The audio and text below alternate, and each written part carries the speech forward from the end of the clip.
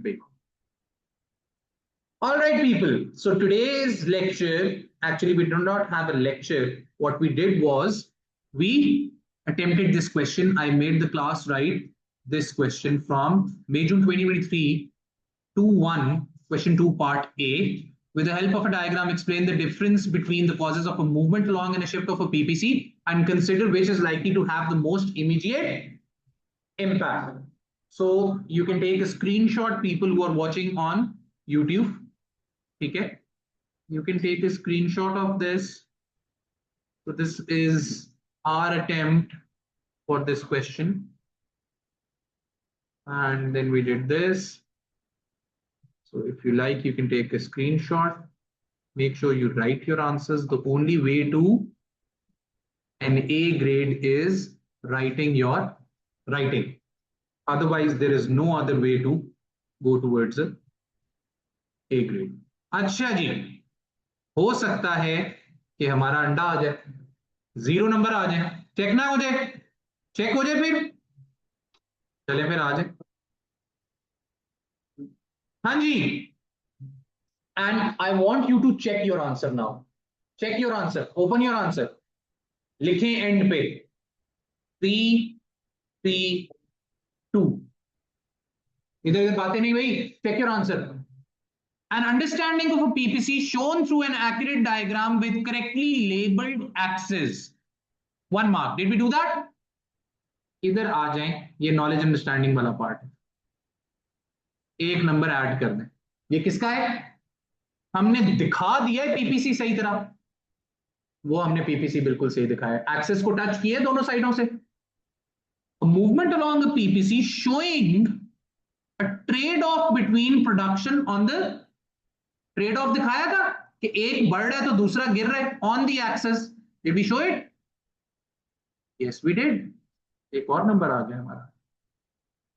And a shift of a PPC showing an increase of the production of 2 goods with, अगर आप लोग सिर्फ ये कर देते तो हमें ये आखिरी तीसरा नंबर ना मिलता. क्यों?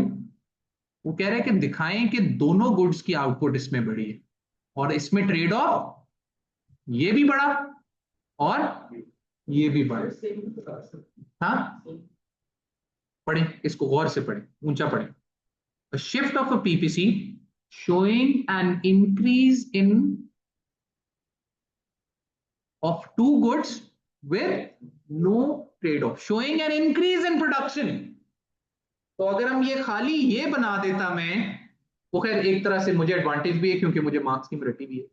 ठीक है, लेकिन मैंने इसीलिए आपके नोट्स में भी लिखवा दिया कि whenever you shift the PPC always you're right. वो वहां भी तो रह सकता है. जरूरी नहीं है पोटेंशियल ग्रोथ हो, लेकिन एक्चुअल, लेकिन हमने दिखाना है कि यहाँ पे इनाया लिखे मत, डॉट ना डालें. चलेंगे अगली बात. 3 नंबर आ गए भाई हमारे. ये मैंने क्योंकि मार्क्स स्कीम देखी होती, हो सकता है कि अगर मैंने पहले ना देखी होती तो मैं ये स्किप कर देता, मैं सिर्फ पीपीसी बाहर शिफ्ट करता. लेकिन अब हम सबको पता है कि क्या करना है. जब भी पीपीसी को पोटेंशियल ग्रोथ दिखाएं, पीपीसी को बाहर करें तो डॉट भी बाहर यूज करें. और ये मैंने उसमें लिखवाया हुआ, नोट लिखवाया हुआ उसके साथ. आ जाएंगे. यूजेस द पीपीसी, ये बहुत इंपॉर्टेंट वर्ड है. क्या कह रहे हैं? uses the PPC to explain that a movement along the PPC is caused by reallocation. Did we use the PPC? Did we show कि हम इधर से इधर गए हैं? Did we do that? Yes, we did. As resources are shifted between 2 types of product involving, did we mention opportunity cost? Did we show it on the graph कि यहां से यहां opportunity cost है? Did we do that? लें जी, 2 number और आ गए. But Salman, but a shift of a PPC is caused by an increase in and or allowing more of both goods to be produced. दोबारा कह रहा है allowing more of both goods to be produced. तो बाहर point को भी move करना है. ले भी 6 नंबर पूरे हो गए हमारे. क्या आंसर लिख दिए? Offers a valid judgment on whether a movement along or एक सिलेक्ट करना है. A shift of a PPC is likely to have the most immediate impact on an economy to reach a conclusion. Did we conclude? Did we choose one in the end? We did. And did we justify it? Did we give a valid judgment, हल्की फुल्की हमने कोशिश की है।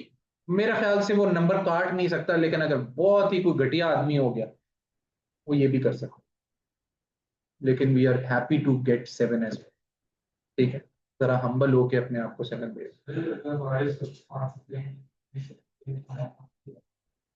हाँ ये करेंगे, अभी देखें होता क्या है। काश इतना ही आसान होता। सर जरूरी है हम हर आंसर की एक चीज पे सर्टेन रहें? Can be right it depends on, नहीं नहीं नहीं नहीं, अभी यहाँ never, you have to be decisive. देखें उसने, you have to be decisive, दरमियान में नहीं रहना कि बाहर भी, दोनों are more important. If you write both are more important तो क्या होगा, अंडा मिलेगा। You have to be decided उसने कहा and reach a conclusion, the word was most immediate impact. ये देखें, एक तो नंबर हमें दिखाने का मिल गया, दूसरा फिर ये जो एक्स से वाई वाली गेम डाली है ना हमने, कि movement along the curve from x से वाई, इसका एक नंबर मिल गया। फिर शिफ्ट करने का और ये दिखाने का कि दोनों की आउटपुट बढ़ गई है, उसने कैटेगोरिकली मेंशन किया एक्सप्लिसिटली। तो हमें 3 नंबर नॉलेज अंडरस्टैंडिंग के मिल गए। फिर अगली बात वो कह रहा था रीजन बताएं, रीजन हमने बताया कि रीएलोकेशन होती है, ये काम हमने थोड़ा सा ज्यादा कर दिया। अपॉर्चुनिटी कॉस्ट का भी उसने जिक्र किया, तो 2 नंबर किसके थे, इसके थे। ये काम हमने ज्यादा कर दिया कि ये इसकी जरूरत, दिस रीएलोकेशन में अगर ड्यू टू डिमांड, इस लाइन की जरूरत नहीं थी। अब मैं आपको कट डाउन करके भी दिखा रहा हूं, उसकी भी कोई जरूरत नहीं। फिर जब हमने शिफ्ट के अंदर चले गए तो ये काम भी खामखा में किया। ये काम जरूरी था, क्योंकि जो प्रीवियसली अनअटेनेबल है वो बढ़ गए ई से एफ, ये जरूरी था, इसका तीसरा नंबर था।